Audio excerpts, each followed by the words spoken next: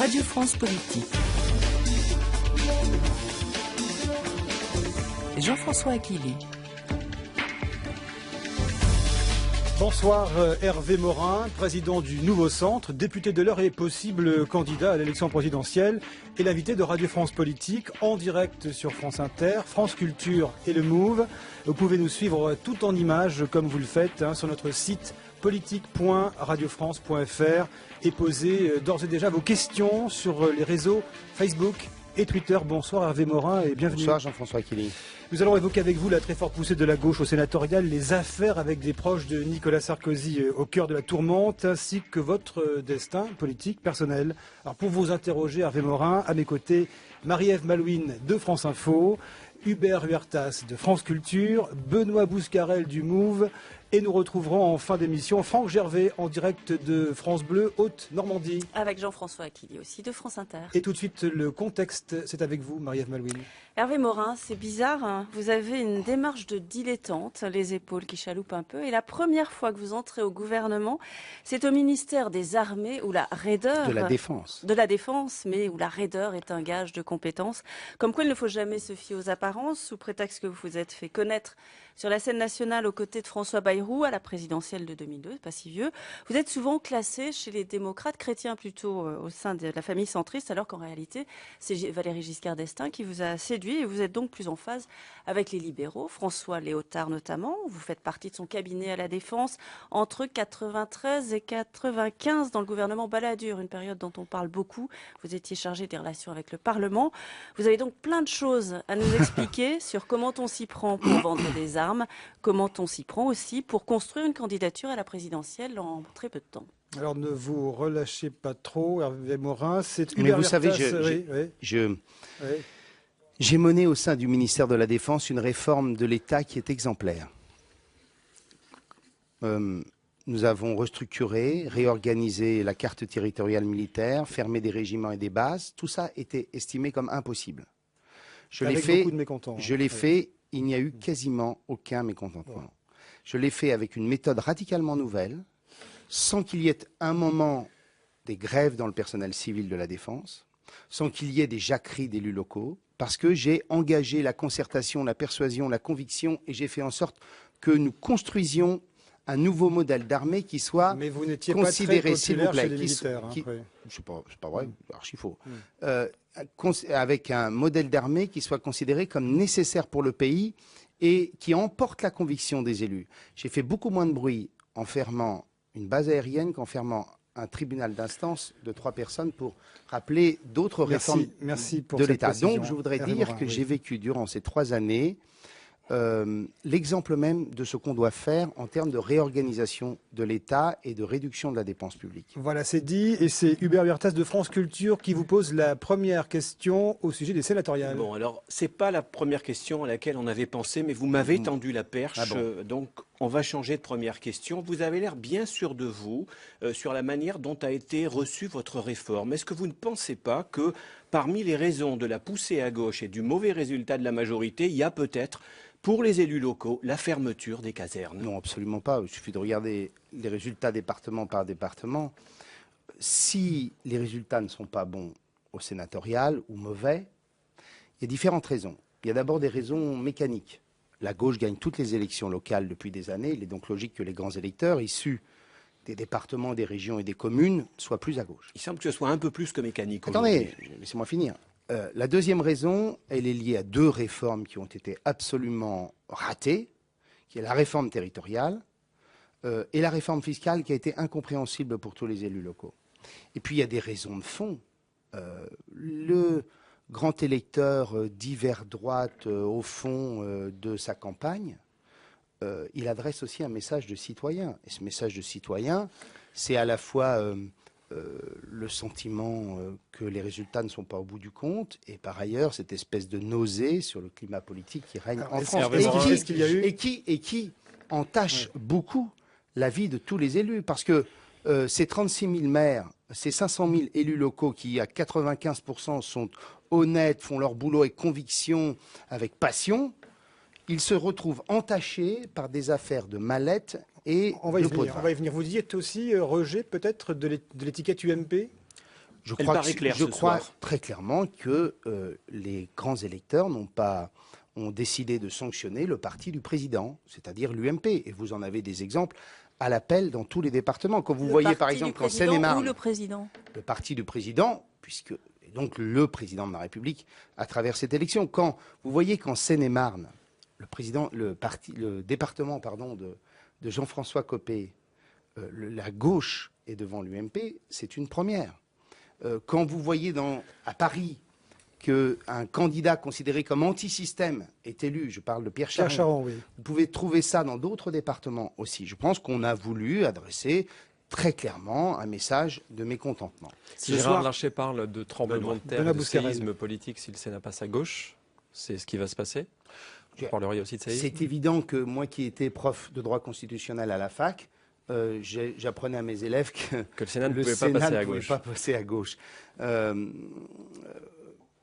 C'est un tremblement de terre en termes d'histoire constitutionnelle. N'exagérons pas les effets sur une législature qui se termine et pour les 3 mois ou 4 mois d'activité parlementaire qui seront essentiellement consacrés à 2 documents essentiels que sont la loi de finances et la loi de financement de la sécurité sociale, mais qui permettront à l'Assemblée nationale de finir par les voter. Cela dit, pour la campagne de Nicolas Sarkozy, peut-être aussi pour la vôtre, ça va mettre des bâtons dans les roues.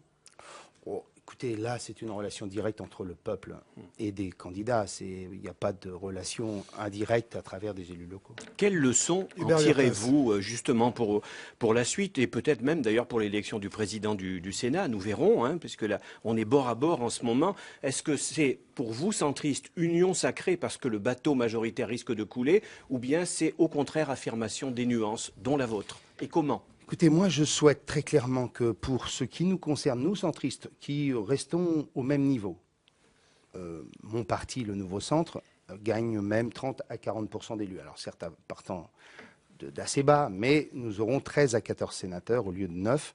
Et le groupe centriste, avec toutes ses composantes, toutes ses subtilités, restera entre 25 et 30 sénateurs. Quand vous dites le groupe centriste, c'est l'Union du Centre? Oui, c'est l'Union centriste avec, alors c'est très, pour vos auditeurs, tout ça est très compliqué. Il y a du MoDem, du Parti radical, il y a quelques modems, centre. même si le MoDem va passer de 8 sénateurs à 4 sénateurs, nous aurons un groupe qui sera en effet un groupe dans lequel je souhaite qu'il y ait une ligne politique claire. Donc, je souhaite que nous soyons en mesure, très clairement, de pouvoir poser des actes politiques sur ce que nous voulons pour le pays. Pas forcément pour les 3 prochains mois, parce que, comme je vous le disais tout à l'heure, les dés sont jetés pour cette fin de législature. Mais que nous puissions clairement indiquer nos solutions, ce que nous voulons pour le pays, pour l'avenir. Je pense par exemple en termes de réforme de la fiscalité, en termes de réduction de la dépense, en termes d'initiatives européennes, puisque ce sont les sujets majeurs qui préoccupent aujourd'hui les Français, ou en termes d'emploi, bien entendu. Avant ça, le premier rendez-vous, ça va être l'élection du président du Sénat. Est-ce que vous voulez que le groupe se réunisse et adopte une position commune, ou est-ce que chacun pourra se prononcer en fonction de son choix personnel? Moi, je souhaite que le groupe, les centristes sont appelés à se rassembler. Les centristes sont appelés à être plus forts. Ce que nous voulons faire au Sénat doit être l'expression de ce que nous voulons pour les Français après 2012. Ce que nous voulons, c'est soit gagner l'élection présidentielle, soit au moins être dans une nouvelle majorité qui soit réellement sur 2 jambes. Que celles et ceux qui entendent nos valeurs, notre message, puissent peser et compter dans la vie politique française. C'est-à-dire que nous soyons, au moment du renouvellement à l'Assemblée nationale, un groupe parlementaire sans lequel rien n'est possible dans une nouvelle majorité. Et donc je veux en faire la preuve, la démonstration, durant les 4 mois qui viennent, au Sénat. Mais je veux par exemple... Là, pour la présidence, ça veut dire le même président ou un autre président? Et donc je souhaite que ce groupe centriste reste uni autant que possible. Si je voyais que nous étions dans des combines à 3 bandes, comme tout cela est possible, sachez que nous serions en mesure de pouvoir constituer un groupe centriste, notamment avec les radicaux qui sont, comme vous le savez, unis avec nous dans cette alliance que j'ai construite avec Jean-Louis Borloo. Mais vous pourriez proposer Jean Arthuis, par exemple, comme candidat à la présidence du Sénat? Écoutez, on n'en est pas là. Et honnêtement, je pense que c'est pas... quelques jours. Vous avez bien une petite idée, là, vous nous laissez sur notre faim. Bertha, je pense que, très franchement, pour vos auditeurs, il y a des sujets plus majeurs que celui-ci. Moi, je pense que oui. Alors, justement, nous allons, transition toute trouvée, parler du climat des affaires que vous évoquiez à l'instant, Hervé Morin, qui a éminemment pesé sur ce scrutin, avec dans le dossier Karachi, vous le savez, la mise en examen de 2 proches de Nicolas Sarkozy, Nicolas Bazir et Thierry Gobert, et le soupçon de financement occulte de la campagne d'Édouard Balladur en 1995. Il y a eu l'intervention téléphonique énigmatique de Brice Hortefeux. La gauche dénonce aujourd'hui eh bien, la multiplication de ces affaires à l'image de François Hollande. C'était au micro de France Info. Je ne sais pas ce que la justice va décider, je lui fais la plus grande confiance, mais je crois que ce climat, le règne des intermédiaires, des commissions, voire des mallettes, ça a été évoqué, c'est tout ce que nous devons proscrire pour l'avenir. C'était un candidat, je ne me rappelle plus son nom, qui avait parlé de République irréprochable. Il faudrait le retrouver pour savoir ce qu'il pense de la situation d'aujourd'hui. Au fond, vous dites la même chose que lui, Hervé Morin? Oui, bien sûr. Je dis qu'un des grands échecs de Nicolas Sarkozy notamment de ne pas avoir su imposer la République irréprochable. Et ça, c'est notamment lié devant les Français. C'est notamment lié au fonctionnement de notre démocratie, parce que le pouvoir est détenu dans les mains d'un seul parti et d'un seul homme dans une monarchie républicaine. Au lieu d'avoir un pouvoir qui puisse faire l'objet de contre-pouvoirs, d'une démocratie plus équilibrée, eh bien, on en arrive là, que ce soit à droite ou à gauche. Ça veut dire que quand on est au pouvoir, on reçoit forcément des mallettes? Ça veut dire que quand on est au pouvoir, en France, la Constitution fait qu'on reçoit des mallettes? Je n'évoque pas simplement la question des mallettes c'est dont on parle actuellement. Non, mais d'accord, dans lesquelles la justice aura l'occasion j'espère, nous dire la vérité, même s'il est rare qu'en France, les affaires finissent par sortir, en quelque sorte. Mais je pense qu'on a besoin d'une nouvelle étape dans la démocratie. Est-ce qu'il faut que Nicolas Sarkozy s'explique sur les affaires en cours, comme le demande aujourd'hui Marine Le Pen? Non, je pense que pour l'instant, il y a des hommes qui ont à s'expliquer avec la justice. Je pense à Nicolas Bazir. J'ai entendu Brice Hortefeux indiquer qu'il souhaitait être entendu par le juge d'instruction. Vous le souhaitez? Très bien. Vous souhaitez qu'il soit entendu? Oui, je pense qu'il le faut. Je pense qu'Édouard Balladur doit aussi s'expliquer sur le sujet, puisque Nicolas Bazir, s'il a touché ses mallettes, il ne les a pas touchées, j'imagine, pour lui. Quand vous dites Édouard Balladur doit s'expliquer, c'est devant les Français, devant la justice? Pas devant la justice. C'est d'abord et avant tout une affaire judiciaire. Mais ce que je veux dire, c'est que je l'ai écrit dans mon livre, nous avons besoin d'une nouvelle étape dans notre démocratie. Et cette étape-là, pour moi, elle passe par un référendum organisé au lendemain des élections présidentielles, référendum dans lequel on fixe un certain nombre de règles pour l'avenir. Je pense à plusieurs sujets. Le premier sujet, c'est le cumul ou les conflits d'intérêts entre politique et privé. On ne peut pas, par exemple, être avocat d'affaires et parlementaire. Jean-François Copé. Non, mais ne cherchez pas des noms, je dis ce que je pense. Je pense, par exemple, qu'on ne peut pas non plus être patron ou administrateur d'une société qui a des commandes régulières avec l'État. J'ai été ministre de la Défense, vous voyez de quoi je parle. Je pense, par exemple, qu'on doit avoir des règles très simples, très, très claires, sur le cumul des mandats électifs avec la fonction gouvernementale. Ça doit être donc tout ça interdit. Par référendum. Attendez, on doit avoir des règles qui proscrivent que des entreprises ayant aussi des intérêts avec l'État soient possesseurs de sociétés de presse. Par ailleurs, nous avons besoin d'en finir avec le cumul des mandats.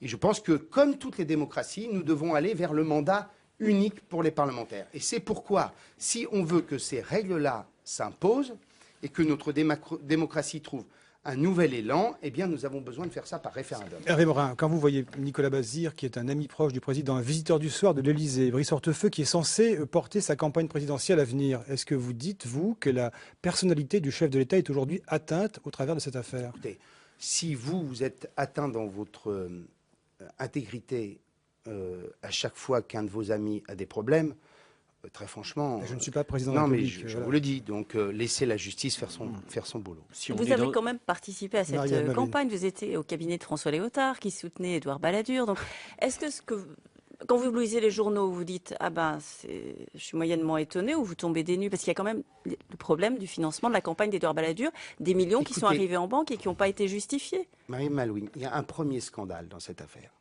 qui est grave. Je ne veux pas minimiser les histoires de ballettes, c'est pas ça. C'est la décision du Conseil constitutionnel. Que le Conseil constitutionnel valide un scrutin, tout du moins les résultats d'un candidat. Vous parlez de 95, hein? De 95.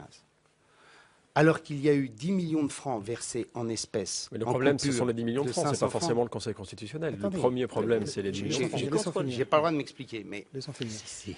Je veux dire, le Conseil constitutionnel, c'est la clé de voûte du système. En vertu de la Constitution, ces décisions s'imposent à toutes les autorités, politiques et judiciaires. Et le Conseil constitutionnel a trouvé le moyen de valider des comptes de campagne qui, toute évidence, méritaient qu'on les regarde d'un peu plus près.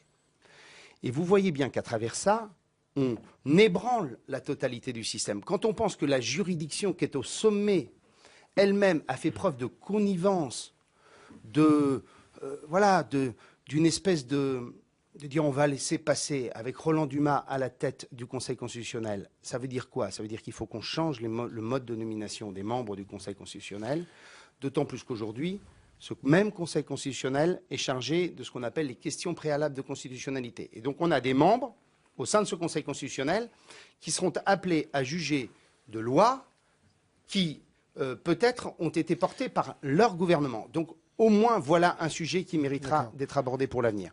Et le deuxième sujet, c'est qu'il faut que la justice passe. Voilà. Vous aviez protesté, vous, quand il y a 2 ans de cela, François Léotard, devant une mission parlementaire, avait dit que vous étiez, vous, au contact de certains intermédiaires comme M. Takedine. J'ai eu l'occasion de m'expliquer sur le sujet. J'étais chargé des relations avec le Parlement, des affaires domaniales et des questions d'environnement, bien loin des questions d'armement. Je ne sais pas ce que je peux dire. J'ai jamais compris pourquoi il avait été raconté ça. J'ai toujours pensé, mes copains m'ont dit, il a dû probablement vouloir se dire que plus on arroserait, plus cela permettrait de brouiller les pistes. C'est le système de la sulfateuse, en quelque sorte. Moi, je vous le dis, Jean-François Killy, je n'ai jamais, de près ou de loin, été concerné par ces histoires.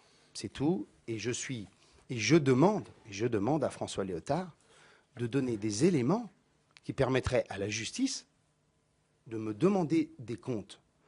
Je n'ai jamais été concerné par cela. Plus récemment... Et vous voyez, Jean-François Killy, j'ai été ministre de la Défense pendant 3 ans et demi. J'ai beaucoup participé à la promotion de l'industrie de défense française. J'ai fait des dizaines de milliers de kilomètres pour tenter d'arracher des contrats divers et variés. Mais j'ai toujours veillé à une chose, toujours. Jamais n'être en relation avec les intermédiaires. Jamais. Alors, dans le livre de Pierre Perrand, vous dites que vous avez averti Nicolas Sarkozy qu'il y avait dans son entourage des gens pas nets et dangereux. De qui s'agit-il? Écoutez, je disais simplement une chose qui était la rumeur de l'industrie d'armement du moment, que ceux donc, qui sont évoqués aujourd'hui comme au centre des mallettes, comme Takedine, etc., était à nouveau dans l'entourage. J'ai dit, voilà, j'entends cette rumeur, je souhaite que tu le saches, c'est tout. Alors, tous les intermédiaires, sont les intermédiaires. Ce sont des intermédiaires. Il a eu l'air surpris. Ce sont des intermédiaires qui existent et qui, en tant que tels, participent, paraît-il, à la facilitation d'un certain nombre de contrats. Je pense qu'il est bon que chacun son travail. Le politique est là pour porter l'effort commercial de l'industrie française, mais il n'est pas là pour travailler avec des intermédiaires qui sont les éléments nécessaires et utiles pour tous les industriels dans leur relation avec d'autres pays. Il ne faut pas pour autant changer le système. Honnêtement, vous avez besoin forcément d'un certain nombre de consultants, d'intermédiaires quand vous intervenez dans des pays. Ce n'est pas en tant que tel choquant, c'est même d'ailleurs tout ce qui est de plus légal. Ce qui n'est pas légal, c'est quand, en retour, vous vous retrouvez avec des affaires dont on vous parle aujourd'hui. Alors Hervé Morin, tout ce climat des affaires, ce discrédit même qui se retrouve dans le scrutin des sénatoriales ce soir, on attend le résultat évidemment définitif, au fond pose la question du nouveau centre, peut-il rester allié à l'actuelle majorité? Et votre destin également, votre destin présidentiel. Alors tout d'abord, écoutez ce qu'en dit de vous un de vos amis, c'est Jean-Christophe Lagarde. Vous avez choisi le meilleur. Oui, le meilleur. Député maire Nouveau Centre de Drancy, pour ceux qui nous écoutent. C'était mardi au Talk Orange de Figaro. La question qui lui était posée, c'est Hervé Morin peut-il se présenter en lieu et place de Jean-Louis Borloo? Écoutez sa réponse. Quand vous vous engagez dans une élection présidentielle, il vaut mieux faire 8, 10, 15% que 1%. Je dis simplement une chose qui me paraît évidente. Nous avons construit une famille politique pour la présidentielle et l'après-présidentielle. Il faut réussir la séquence présidentielle et il vaut mieux le faire en l'occurrence avec quelqu'un qui a à la fois l'ossature et la crédibilité et ne plus perdre de temps. Alors, il parlait de Jean-Louis Borloo bien sûr et pas vous. Il n'en veut pas. Vous êtes son chef de file. Il ne veut pas de vous candidat. Écoutez, pourquoi voilà, je ne vais pas m'arrêter sur les propos de Jean-Christophe Lagarde. Vous êtes allé choisir le seul député. D'autres le disent. Hein, oui, écoutez, je voudrais que vous me les trouviez. Voilà. Peu importe. On va toujours chercher celui qui est en dissonance. Forcément. Ce que je dis est très clair. Je souhaite porter cette candidature. Et en même temps, je souhaite que notre intérêt collectif soit préservé. J'ai toujours dit que mon ego passerait derrière l'intérêt collectif de la famille centriste, parce que je pense que nous portons un projet politique. Et moi, je veux porter un projet qui est clair, qui est simple, qui est celui de permettre à tous ces Français que je rencontre à travers mon Tour de France, qui innovent, qui créent, qui portent des nouvelles expérimentations, qui ont envie de changer le pays. Vous voyez quelle est la première demande sociale que j'entends en permanence? Mais est-ce que votre décision dépend de celle de Jean-Louis Borloo? J'entends en permanence cela. J'entends que ce soit des acteurs économiques ou des acteurs sociaux, des gens nous dire « Mais est-ce que vous allez cesser de changer la loi en permanence? Est-ce que vous allez nous sortir de la chape de plomb que vous nous mettez sur le dos en permanence? Vous nous changez les lois tous les 3 mois, les règles tous les 4 mois, les procédures tous les 6 mois. Mais foutez-nous la paix. Voilà ce que nous disent les Français. Ils nous disent, on a envie de créer, on a envie de faire en sorte que notre pays se transforme, que des mutations aient lieu, et on les empêche de le faire. Eh bien, moi, je veux être ceux qui portent l'énergie de nos compatriotes. Mais pour mettre en pratique le programme dont vous venez de nous parler, est-ce que vous irez quoi qu'il arrive, ou bien est-ce que vous attendez de savoir ce que Jean-Louis Borloo va faire pour dire si vous allez y aller ou non? Jean-Louis a son chemin, j'ai le mien. Pour moi, c'est clair, nous aurons un congrès du Nouveau Centre avant Noël, où je donnerai ma position et où les militants voteront. C'est mon calendrier, Jean-Louis a le sien. Il paraît qu'il va accélérer. Hein. Ouais. Il fait ce qu'il veut. Ça serait mieux qu'on en parle ensemble. Mais ce que je vous dis très clairement, c'est que ce calendrier-là, je ne le changerai pas. Il n'est pas exclu que vous y soyez tous les deux, alors? Je vous dis que j'ai l'élection présidentielle, Hubert Huertas. Ce n'est pas un candidat qui est mandaté par un parti politique. C'est quelqu'un qui porte un projet et qu'il a envie de partager avec les Français. Et qui ensuite est soutenu par des partis politiques. C'est ça, une campagne présidentielle. Et donc, j'ai mon cheminement, Jean-Louis a le sien, et nous saurons nous entendre. Mais vous savez, entre aujourd'hui, 26 septembre, 25 septembre, et disons la fin novembre, le moment où la campagne présidentielle commence à se lancer, il va se passer beaucoup de choses. Il y a un océan de choses qui vont se passer durant ce temps-là, entre les risques liés à notre système bancaire, la problématique de notre système monétaire européen, la crise qui s'installe en France, la candidature de Jean-Louis Borloo. Tout ça nous amène à avoir un peu de recul avant de décider de se présenter devant les Français. Pour vous, la candidature de Nicolas Sarkozy, elle est certaine, acquise, ou bien vous, dans les indécisions, il y a ce que vous venez de dire? Écoutez, vous lui poserez la question quand vous le rencontrerez. Vous écoutez Radio France Politique, il est 18h33. Radio France Politique, Jean-François Aquilini. Alors, comme toutes les semaines, voici la séquence Génération avec Benoît Bouscarel du MOVE qui va vous interroger sur une proposition de l'UMP, tiens, on en reparle, qui a fait polémique cette semaine. Oui, et cette semaine, l'UMP a proposé que tout Français, au moment de la journée de préparation à la défense ou à la majorité ou au moment de la naturalisation, fasse allégeance aux armes. On n'a pas eu votre avis là-dessus, on va l'entendre, vous allez nous le donner. D'abord, on se rafraîchit la mémoire avec Jean-François Copé, le patron de l'UMP. L'idée qu'on puisse, par exemple, à l'occasion de la journée du service national, inviter chaque Français à dire clairement qu'il s'engagerait pour notre pays dans l'hypothèse que personne ne souhaite, qui serait celle où notre pays serait en danger, et je crois une manière de marquer une solennité dans l'engagement. Alors Hervé Morin, en tant qu'ancien ministre de la Défense, demander à tous les Français de faire allégeance aux armes, vous en pensez quoi? Si ça n'était pas sérieux, j'en rigolerais. C'est risible. Proposition risible. Vous voyez, quand on parle de la différence entre la droite et le centre, ben voilà une. Faire marcher les réflexes de peur, d'ostracisme,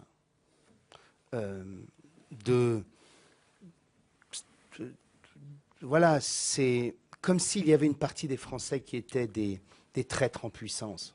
Vous mettez ça sur le même plan que le débat sur l'identité nationale? Vous voyez, mais enfin, je veux dire, d'une part, l'idée qu'il y ait une espèce d'allégeance aux armes. Je me permets de vous signaler que nous avons élaboré un livre blanc il y a 3 ans qui expliquait que la France n'avait pas d'ennemis aux frontières. Bon, donc l'idée d'une guerre, déjà, ça me paraît assez inapproprié au contexte géostratégique du moment. Au-delà de ça, c'est plus la question de fond. Penser qu'il y a une partie de nos compatriotes qui seraient prêts à faire défaut au pays qui les porte et qui les a vus grandir. Vous voyez, moi, je vois bien, ça flatte un certain nombre de réflexes. Ça marche pas mal, a priori, selon les sondages. Oui, mais bien sûr, ça flatte parce qu'on peut aussi faire appel à l'intelligence des Français plutôt que de flatter leurs réflexes. Vous vous rendez compte qu'on dit ça alors que la France est la seule nation à avoir une légion étrangère. Légion étrangère dans laquelle servent 51 nationalités. Est-ce que vous avez le sentiment que la Légion étrangère est en risque de non-allégeance aux armes de la France? Et est-ce que vous avez ce chiffre-là en tête? Savez-vous combien de Français issus de la diversité, issus de l'Afrique du Nord, combattent dans les montagnes afghanes? 25%. Donc pour vous, cette proposition est nulle et non avenue. Je trouve que l'armée française est au centre des discussions en ce moment. Je trouve qu'elle flatte les pires réflexes et que, très franchement, on n'a pas besoin de ça. Nicolas Sarkozy, comme Ségolène Royal d'ailleurs, propose l'encadrement militaire des délinquants. Vous étiez contre cette mesure quand vous étiez ministre de la Défense. Est-ce que votre avis a évolué? J'ai toujours dit que si c'était l'encadrement de militaires d'actifs, j'étais contre. Alors, si j'ai bien compris, il s'agit de retraités. De retraités. Là, ça pose aucun problème. Qu'on utilise la compétence de militaires qui ont l'habitude d'encadrer et de former, ça ne me pose aucun problème. Mais il s'agit de militaires qui sont en phase de reconversion. Ça existe déjà, d'ailleurs, avec les établissements publics deuxième chance. C'est exactement ça. Pour essentiel, ce sont des militaires. Il y a des tas d'associations qui font appel à des militaires pour des politiques de réinsertion ou de reconstruction. Ça ne me pose aucun problème. Là où ça me pose des problèmes, c'est quand on parle de militaires d'actifs. Vous pensez qu'une armée professionnelle, elle a les moyens d'encadrer tout d'un coup des militaires qui sont en situation, des appelés, pardon, qui sont des jeunes qui sont en situation de délinquance? Certainement pas. Vous êtes un farouche partisan d'une autonomie renforcée des établissements scolaires. J'en profite pour faire, pardon, je me permets de faire une petite. J'étais un des seuls parlementaires à m'opposer à la suppression du service national. Ben, vous voyez, je pense que ce jour-là, on a fait une grave erreur. De le supprimer. Oui. Au niveau de l'enseignement maintenant, vous êtes favorable à une autonomie renforcée des établissements scolaires, de la maternelle jusqu'au lycée, si j'ai bien compris. Mais à quel niveau cette autonomie? Parce que vous n'êtes pas très précis sur cette question. Vous allez peut-être l'être ce soir. Je le suis pourtant. Tout le monde veut plus d'autonomie pour les établissements scolaires. La gauche, la droite, vous, c'est à quel niveau? Oui, la gauche, c'est plus sur l'autonomie pédagogique. Ce serait pour plus de pouvoir au chef d'établissement? Pardon, je pars d'un constat, si vous me le permettez 2 secondes avant que je ne réponde à votre question. Le constat, c'est que la France vit un vrai drame national. Ce que nous faisons, c'est du domaine du suicide collectif.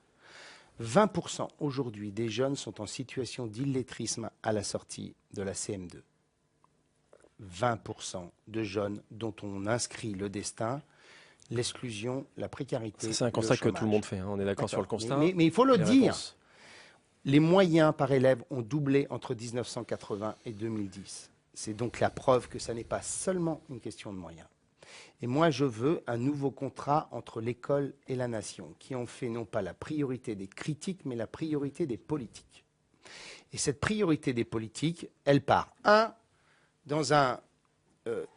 d'abord dans un discours qui non plus est un discours de bouc émissaire à l'égard de telle ou telle partie de la communauté éducative, mais au contraire un discours de confiance. Temps 1. Deuxièmement, où je dis aux profs et aux enseignants, on arrête les suppressions de postes et on se pose. 3, on fait un Grenelle à partir des principes que je vais évoquer. Et ces principes, ils sont simples. C'est l'autonomie des établissements pour leur permettre d'avoir des projets pédagogiques et éducatifs en fonction des publics et des moyens affectés. On est vous parlez à la marge. Vous ne pouvez pas avoir le même projet pédagogique et les mêmes moyens pour des enfants qui sont dans le 7e arrondissement avec des parents privilégiés et des enfants d'une zone urbaine sensible où les parents, en général, ont les plus grandes difficultés déjà avec le français. Et donc, on a besoin d'avoir des systèmes adaptés en fonction des publics scolaires. Et qu'ensuite, on y mette des moyens dans un contrat et que ce contrat soit évalué chaque année. J'ajoute par ailleurs qu'il faut revenir sur la suppression de la carte scolaire, parce que la désectorisation a accentué les ghettos.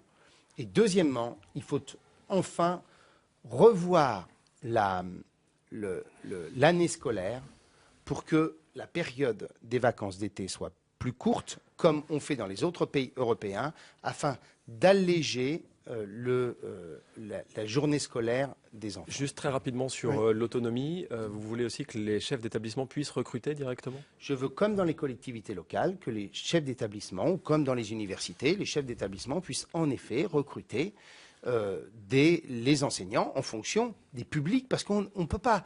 C'est pas les mêmes compétences qu'on appelle quand on a des publics en difficulté et des publics plus faciles. On a besoin d'avoir une équipe pédagogique construite autour du chef d'établissement. Hervé Morin, juste merci pour cette séquence génération. Juste pour bien comprendre ce que vous avez avancé tout à l'heure, est-ce que le Hervé Morin, élu président de la République, vous pouvez y arriver, est-ce qu'il rétablirait le service national? Non, parce que c'est impossible. Parce qu'on a tellement concentré les moyens, on a tellement densifié l'armée française que l'effort à effectuer est impossible. Alors nous allons aborder quelques questions de politique générale. La règle d'or voulue, souhaitée par Nicolas Sarkozy, vous y êtes favorable? Ça va être compliqué avec c'est fini là, avec les résultats du Sénat aujourd'hui. C'est probablement fini. Je regrette qu'en 2008, lorsque je la proposais et lorsque le nouveau centre et les centristes la proposaient au président de la République et qu'ils nous renvoyaient ça en nous disant c'est absolument pas le sujet, c'est une question de volonté politique, je regrette qu'à l'époque, il ne nous ait pas entendus. Preuve s'il en est qu'on a besoin d'une majorité plus équilibrée. Parce que là, c'est typiquement une proposition centriste qu'on nous a rejetée il y a 3 ans et qui désormais fait l'objet des priorités du président de la République. Alors on voit bien qu'il y a une opération politique derrière tout ça, qui est celle, en quelque sorte, de passer l'éponge sur 600 milliards d'euros de déficit supplémentaire. Que le président de la République puisse redonner une vertu budgétaire, si je puis dire. On dirait un socialiste, là, quand on vous écoute. Oui, mais quel que soit, et c'est là où je change, où je n'ai pas le même discours que les socialistes, et quelle que soit l'opération politique, je considère que c'est nécessaire pour que la France puisse retrouver le chemin de la vertu. Qu'est-ce que le socialiste, qu'est-ce que le centriste, vous voyez, c'est un lapsus pro-européen que vous êtes, dit au fond de la dette, comment la réduire, quelles seraient les premières mesures à prendre, les plus immédiates pour peut-être faire baisser la pression? La crise que nous vivons aujourd'hui, c'est une crise d'insuffisance d'Europe. Insuffisance d'Europe dans la gouvernance économique, la convergence budgétaire, la convergence fiscale. Et c'est l'insuffisance d'Europe parce que nous n'avons pas des institutions qui sont capables de porter aujourd'hui l'intérêt général européen. Vous regardez ce qui se passe. Est-ce qu'on a les gouvernants qui sont prêts à le faire? Est-ce qu'il n'y a pas un manque du côté des gouvernants européens qui ne savent pas se mettre d'accord et qui perdent du temps? Vous avez tout à fait raison, Marie-Hélène. On a des institutions européennes qui sont insuffisantes. Et comme elles n'ont pas la capacité de porter l'intérêt général européen, l'Europe se résume à un marchandage entre États. En clair, on commence par la France et l'Allemagne, et puis progressivement, on élargit le cercle. Et on considère qu'un arrangement entre États, ça vaut politique européenne. Eh bien, moi, je vous dis, c'est l'inverse qu'il nous faut. Il nous faut des institutions européennes capables de porter un projet européen, un élan européen, une impulsion européenne et des solutions européennes. On est en Europe comme si on considérait, pour l'intérêt général de la nation, que la somme des intérêts particuliers, ça fait l'intérêt général. Là, on dit la somme des intérêts des États, ça fait l'intérêt général européen. Eh bien, ce qu'il nous faut, ce sont des institutions capables de répondre rapidement. On a un problème d'efficacité. Et il nous faut des institutions qui soient capables de porter une solution efficace. Oui, mais quand vous dites sur la Grèce, il y a une décision le 21 juillet, elle n'est toujours pas votée par les différents pays, notamment l'Allemagne. Sur la Grèce. Ce n'est pas les institutions qui ont tardé là. Bien sûr. Sur la Grèce, nous avons un problème structurel que j'ai évoqué tout à l'heure. On a fait une monnaie sans gouvernance économique et sans politique économique européenne. Et donc on a le système qui est plus progressivement divergent, avec des pays performants et des pays qui le sont moins, et le système est sur le bord de l'éclatement. Pour la Grèce, la solution, on la connaît. Il faut faire quoi? Il faut mettre les banques autour de la table et leur dire, vous allez en quelque sorte encaisser une partie de vos pertes pour réduire la dette grecque. Et dans le même temps, il faut créer des euro-obligations pour que la dette européenne puisse être assise sur la puissance économique et commerciale de l'Europe afin de restabiliser le système. C'est ça dont on a besoin. L'Allemagne n'en veut pas. Alors, vous voyez bien, pourquoi l'Allemagne... Non mais, j'entends bien que l'Allemagne ne veut pas. Mais qu'est-ce qui se passe? Vous avez d'un côté les Français qui disent « Ah non, non, non, il ne faut pas que les banques soient autour de la table ». De l'autre, les Allemands qui disent « Nous, on veut les banques autour de la table. Mais nous, on ne veut pas les euro-obligations. » Et comme c'est du marchandage, au lieu d'avoir une solution qui soit une solution pérenne, on a des accords à minima qui fait que chaque mois qui passe, la solution devient de plus en plus coûteuse et difficile. Est-ce que l'État doit mettre le pied dans les banques? La question est posée fortement aujourd'hui. Je rappelle que le fait que l'État soit dans les banques ne garantit en rien le fait que les banques soient mieux gérées. On a eu le cas avec le Crédit Lyonnais, on s'en souvient tous. Mais peut-être pour les cantons un peu, non? Mais qu'éventuellement, cette fois-ci, on décide de rentrer dans le capital des banques pour à la fois améliorer leurs fonds propres et qu'en même temps, on essaie de donner des impulsions nécessaires, pourquoi pas? Moi, je n'y suis pas défavorable par principe. Vous écoutez Radio France Politique, il est 18h47. Radio France Politique, l'émission politique des rédactions de Radio France. Et c'est l'heure de notre séquence Vue d'ici, un regard de terrain sur la politique. Il est temps de retrouver Franck Gervais de France Bleu Haute-Normandie. Bonsoir Franck. Bonsoir Jean-François, bonsoir à tous. Bonsoir vous êtes à Rouen, hein, c'est ça? Bonsoir. Petit tour effectivement par la Haute-Normandie, votre région, où parmi tous vos nombreux mandats locaux, vous avez été élu à 2 reprises conseiller régional en 2004 et 2010, conseiller régional d'opposition. La première fois, vous n'avez siégé que 6 fois décidément. En 6 ans, et la seconde fois, vous n'avez pas siégé du tout et vous avez démissionné au bout de 6 mois. Pour reprendre le titre de votre dernier livre, Arrêtez de mépriser les Français, que vous adressez particulièrement à Nicolas Sarkozy, n'avez-vous pas l'impression, n'avez-vous pas le sentiment d'avoir méprisé vos électeurs haut-normands entre 2004 et 2010? Et cher monsieur, vous avez aussi expliqué durant la campagne des cantonales que je ne siégerai pas au Conseil général où je suis élu. Là, je parle du Conseil régional. Non, mais je vous rappelle, parce que vous avez fait aussi des éditos en expliquant que je ne viendrai pas plus au Conseil général. C'est faux, c'est faux. Nous avons signalé, j'ai vérifié dans nos archives. Et j'observe que je suis présent à chaque réunion de la première minute à la dernière minute. Donc vous pourriez aussi l'indiquer. Je l'indique, effectivement, vous l'indiquez. Mais moi, je vous parle du Conseil régional. Aujourd'hui, Monsieur Morin, vous nous parlez de république irréprochable, d'exemplarité, de lutter contre le cumul des mandats.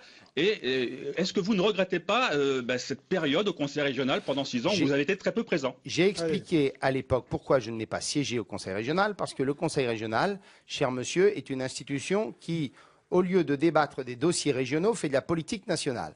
Tant qu'avec un président de conseil régional qui est tellement sectaire que nous ne pouvons participer, quand on est dans l'opposition, à aucun dossier locaux. Ne fallait-il pas démissionner alors? Et donc, j'ai démissionné d'ailleurs la deuxième fois. La deuxième fois, voilà. Mais la première fois, non? Ben oui. J'aurais dû le faire avant. 6 présences, et donc vous avez J'aurais dû le faire avant. Mais je vous invite, cher monsieur, à aller faire le décompte précis des présences de l'ensemble des conseillers régionaux et généraux de Haute-Normandie à chaque séance. Et vous constaterez que je suis loin d'être le seul à avoir eu une présence en effet assez épisodique. Oui, mais tous les élus régionaux ne postulent pas aux plus hautes fonctions de la République, monsieur Morin. D'accord, mais écoutez, j'ai répondu. Et si je cumule, pour répondre à cette question, qui est une vraie question, C'est pour une raison extrêmement simple. Même ceux qui étaient les plus grands partisans du mandat unique, comme Arnaud Montebourg, a fini par devenir président du Conseil général. Pourquoi? Parce que vous avez un mode électoral aux élections législatives où vous êtes face à des candidats qui sont issus de mandats locaux. Moi, j'ai face à moi le président du Conseil général. Et donc, pour être en situation d'égalité face aux électeurs, eh bien, vous êtes appelé à faire, comme l'a fait Arnaud Montebourg aussi, eh bien, à conserver des mandats locaux pour que vous ne vous retrouviez pas en situation difficile au moment des élections législatives. Voilà les conséquences d'une règle qui devrait être en effet imposée, mais qui, faute de l'être, nous oblige en effet aussi à cumuler. Et puis, je dois vous dire aussi que j'aime mes mandats de maire de ma commune, qui me fait le plaisir de me réélire avec 93% au premier tour à chaque élection, je le rappelle. Autre sujet, Hervé Morin, incontournable en ce qui vous concerne dès qu'il s'agit de la Normandie, c'est celui de la réunification de la Haute et Basse Normandie en une seule et même région. Mais avant d'en parler avec vous, je vous propose d'écouter Nicolas Sarkozy à ce propos. C'était en novembre 2008 à l'occasion du Congrès des maires de France. Est-il absolument nécessaire que toutes les régions de France soient organisées de la même façon? Je ne le pense pas. Je prends un exemple. Il y a 2 Normandies.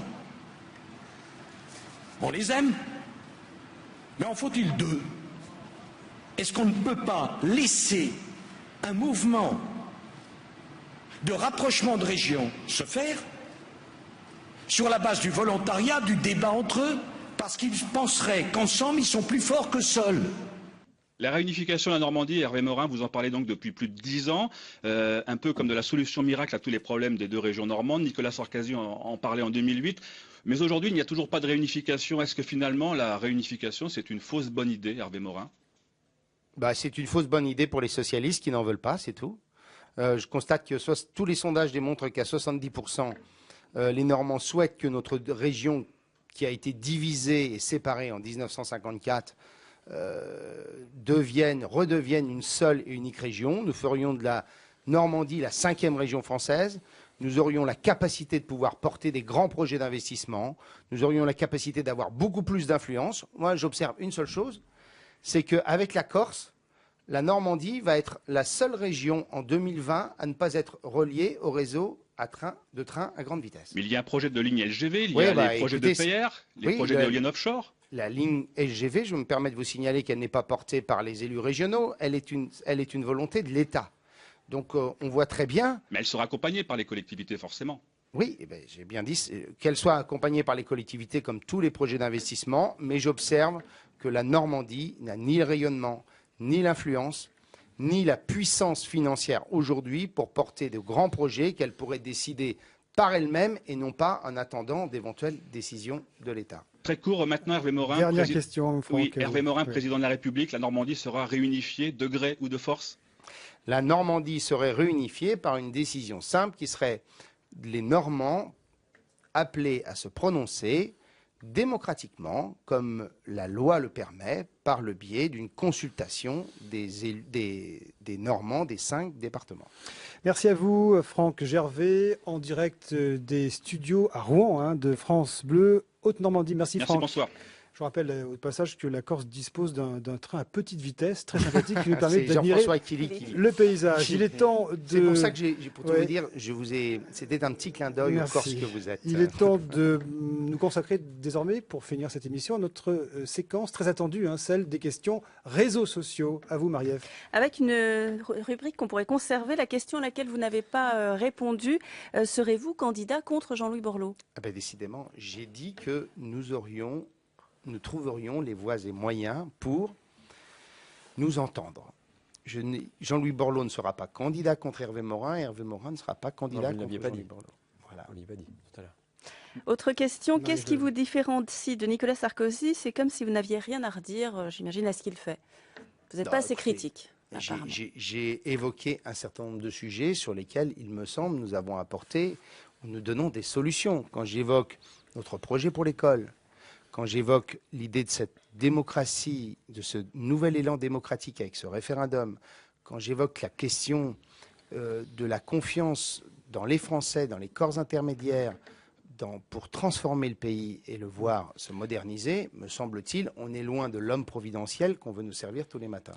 Alors, Hubert Bertas, réponse courte. Sur un autre réseau social, Olivier, lui, trouve que vous êtes très critique envers Nicolas Sarkozy et vous demande, appelleriez-vous à voter à gauche au second tour? Sur Twitter.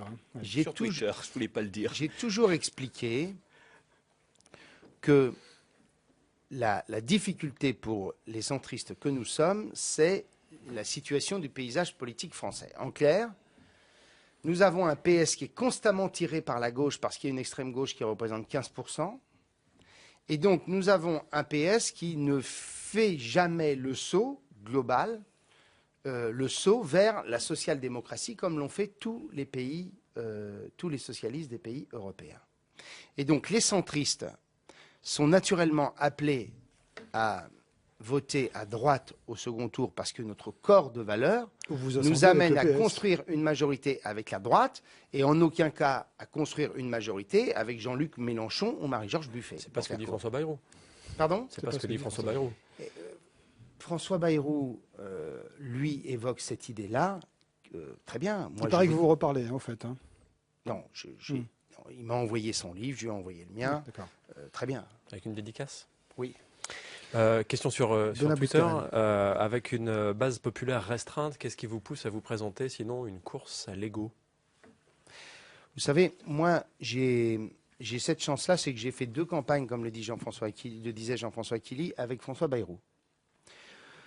À 4 semaines du premier tour en 2002, François Bayrou était à 1,5%. Je l'ai encore en tête comme hier. Puis on a eu cette chance de cette promenade dans une banlieue strasbourgeoise, d'une claque qui nous a fait monter à 8%. Une taloche. Bayrou avait administré un Et en 2006, au moment où je vous parle, vous auriez posé à peu près la même question à François Bayrou. Il était à 3%.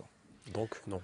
Donc, vous savez, aujourd'hui, les Français sont face à leurs difficultés. Ils ne sont absolument pas dans leur choix politique qui, pour eux, n'interviendra que dans 8 mois.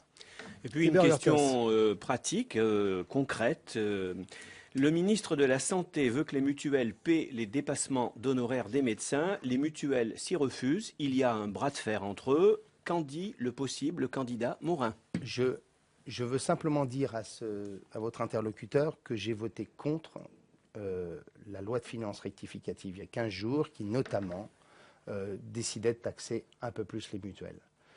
Ensuite, sur cette question-là, il n'est pas question que les mutuelles deviennent en quelque sorte le moyen de se défausser d'éléments de solidarité. Ces dépassements d'honoraires, vous n'en voudriez pas si vous étiez président? Écoutez, vous ne pourrez pas me permettre de... Non, vous ne pouvez pas me laisser répondre en l'espace de 20 secondes à une question aussi centrale que l'organisation de notre système de santé. Alors, une dernière question qui n'appelle pas une réponse aussi longue de Noémie sur Twitter. Frédéric Mitterrand devait-il participer à un dîner presque parfait? A-t-il eu raison? Vous n'avez pas vu ça? Non. Alors, Frédéric Mitterrand, vous connaissez l'émission où chacun prépare un dîner, reçoit les autres et chacun est noté. Et on voit le meilleur hôte qui fait un dîner.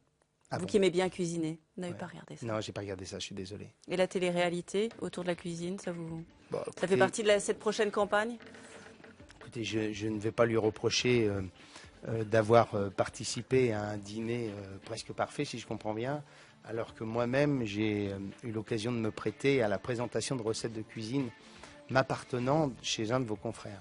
Alors ce sera le mot de la fin, sympathique, avec vous Hervé Morin. Merci à vous. Merci Marie-Ève Malouine de France Info, Hubert Bertas de France Culture, Benoît Bouscarel du Mouve, Franck Gervais de France Bleu Haute-Normandie. Remerciements également à toutes les équipes techniques vidéo et audio, c'est de la radio et de la télé. Retrouvez notre émission sur le site politique.radiofrance.fr. Et moi, je vous dis à la semaine prochaine pour une nouvelle édition de Radio France Politique. Merci.